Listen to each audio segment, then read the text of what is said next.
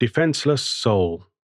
Hamish and I stood at an open door watching Craig Grady, a plump man stripped to his underwear, hung, arms akimbo, by his wrist. The man's torso was bruised heavily. His face remained untouched. He was not alone in the dimly lit room. A Muay Thai boxer bobbed and weaved, shadowboxing. The fighter looked up at the countdown clock on the wall. Above the timer was a scoreboard that read 31:19. The timer hit 0. "You all right, man?" a male voice said. The boxer quickened his movement. "Have you killed him? Wouldn't blame you if you had," the male voice said. The boxer buried his fist into Craig's ribs. Scoreboard buzzer sounded. 32. Please, no more," Craig said. Craig's torso buckled, head flopped forward. 33. "Told you to shut it," boxer said. Timer reset to 39:19 minutes. The countdown commenced again. Boxer walked back into the shadows, disappearing. Hamish headed upstairs. I closed the door and followed. I got to the lounge to find Mortimer asleep on his rug near the fireplace, and Hamish in his usual spot on the skirting above the curtains. I sat down in my armchair. A single malt whiskey waited for me on the table. I took a sip, crossing one leg over the other and watching the blue fire dancing on the logs. We have been watching Craig for a few days now. The first few days, he was given nothing to eat or drink, just hung there. I could see his organs shutting down slowly. But then the boxer fed him water, made sure he remained in that carcass. I took another sip of whiskey. You're probably wondering what I'm doing. The answer is, I am waiting. Being custodian of Halfway House 17, I have become accustomed to waiting. My patience has grown tenfold, something I used to struggle with a lot when I was much younger. The faint sound of the buzzer echoed. I got up and left the lounge, followed by Hamish. We returned to the door. Opening it, Craig was still hung there. "You all right, Craig's voice bellowed in the room, only it didn't come from his mouth. The boxer bobbed to the right, drawing his left elbow to his torso. "Have you killed him? Wouldn't blame you if you had," Craig's voice said. 34. Craig threw up on himself. Bits fell on the floor. The boxer stopped. He walked to the wall beneath the timer and picked up a plastic bowl and spoon, the type a parent uses to feed a baby, teaching the little one how to eat. It was filled with vomit and bile. The boxer scooped up the vomit from the floor and dumped it in the bowl. "Come on, time to eat up. It's cold now," boxer said as he offered the spoon to Craig's mouth. Craig turned his mouth to avoid the spoon. Grab. The boxer's hand squeezed Craig's cheeks, forcing his mouth open. Ram. He shoved the spoon in. Craig choked. "Eat it, or I'll make you eat it," boxer said. Craig chewed, regurgitating. "It comes out, it goes back in. You know the rules," boxer said. Craig whimpered. He swallowed and whimpered some more. 35, 36, 37. The scoreboard lit up. A yellow patch formed on Craig's white pants as he hung there. Urine dripped down his leg and onto the floor. Boxer turned and bounced on his toes, bobbing and weaving, keeping warm.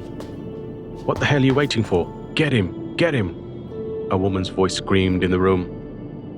Craig opened his eyes. "Do him in! He deserves it," woman's voice said. "You've been a naughty boy.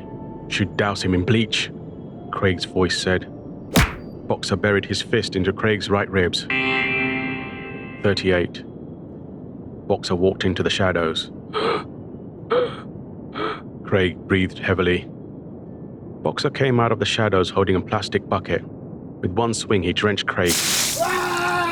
Craig screamed. His skin burned slowly, fizzing and blistering. Ah! Boxer turned and looked at Hamish, who nodded.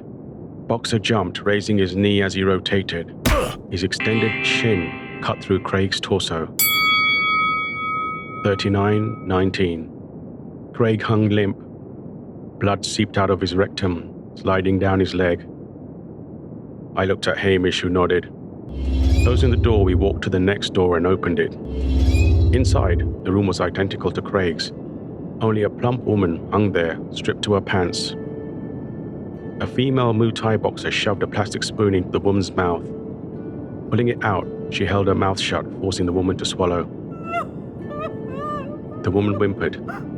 The female boxer put the bowl and spoon back under the scoreboard and then bobbed and weaved her way to the woman. She worked her torso. The scoreboard counted 35, 36, 37. Hamish looked at me. I nodded and shut the door. Hamish trotted upstairs. I looked at both doors for a while. I shook my head and followed. I needed some air. I ascended the stairs all the way to the balcony just as Hamish passed through the temple threshold. I caught a glimpse of him changing to his original form before ascending the stairs. I walked onto the balcony and looked out at the distant peak. A breeze blew as if hearing my thoughts. The atmosphere was refreshing. Above, the large crescent moon lit the high temple walls behind me. I rubbed my brow. "Guardian," a female voice whispered. I turned to my left to see a sphere of light form into an elegant woman in white apparel. I turned to her and touched my heart and gave a gentle bow. "Hello, Divine Mother." "Your latest guests weigh on you," Divine Mother said. I shook my head. "Hamish," I sense a crack in him. Despite that, I consented to both guests going straight to their respective doors, without telling me their accounts. Divine Mother put her hand on my shoulder. A warmth flowed through me as if I stepped into a heated cabin from the winter cold. Hamish heard the baby's plea for help. Divine Mother looked out at the distant mountain. He found the 10-month-old already cold in his cot. She wiped her eyes. The coroner's report read, "Baby Jackson Grady, son of Craig and Emma Grady, had 39 rib fractures and 19 bruises. It is likely that he was punched, slapped, and stamped on. The very last blow ruptured his bowel, after which he died." I looked at Divine Mother. "They found vomit in his stomach, Guardian." "Jackson Grady?" I said. "He is with my sister now. She will care for him, heal him before he progresses," Divine Mother said with a stern look on her face. "His parents are your children too," I said. Divine Mother took a moment as if thinking about it. She nodded. "Of course, but they need to be punished. It is better for them that you do it here rather than me. At least they will exist after you're done. They will have a chance to progress." Divine Mother turned and walked to the edge of the balcony. "Custodian of the house, would you agree that they enter the appropriate door, both of them?" I nodded. "Know that your insight is still keen and that the house still does its job. It is you who decides which door they progress through. Your responsibility. Do not forget, that comes with its own karma." I touched my heart and gave a gentle bow. "Hamish?" "He will return when he is ready." I don't envy his duty. Divine Mother disapparated. The balcony was dark again. Craig and Emma Grady should consider themselves lucky. I have seen Divine Mother's rage. When she angers, she changes form. When this occurs, even the stars cower. I returned to the lounge to find Mortimer still asleep on his rug. He is still recovering from his time in the Divine Mother's abode. My friends are taking a serious beating of late. I will have to meet our next guest alone. Jackson Grady still played on my mind. I am still processing why parents would inflict that amount of pain on a 10-month-old baby. Hamish found both Craig and Emma in prison. Both had perished by another inmate's hands. That was only the beginning of their suffering. I will say this.